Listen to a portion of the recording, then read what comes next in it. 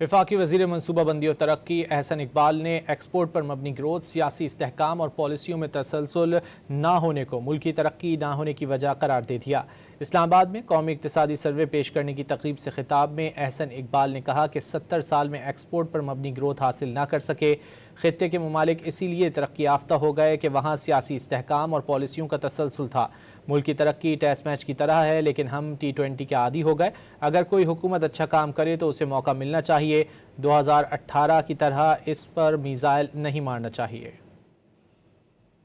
بہت بڑی ناکامی ہے کہ ہم ایک ایکسپورٹ لیڈ گروتھ اکانومی نہیں کھڑی کر سکے۔ نتیجتاً کیا ہے کہ ہم مجبور ہوتے ہیں کہ ہم سٹاپ گیپ ارینجمنٹ کریں، یا ہم کمرشل بوروئنگ کرتے ہیں، یا ہم ملٹی لیٹرل ایجنسی سے بوروئنگ کرتے ہیں، یا ہم بائی لیٹرل اپنے دوست ممالک سے مدد لے کے اپنا ایکسٹرنل سیکٹر کا گیپ پلگ کرتے ہیں۔ پاکستان میں صرف ہمیں مار پڑی ہے لیک آف سٹیبلٹی اور lack of continuity of policies کی۔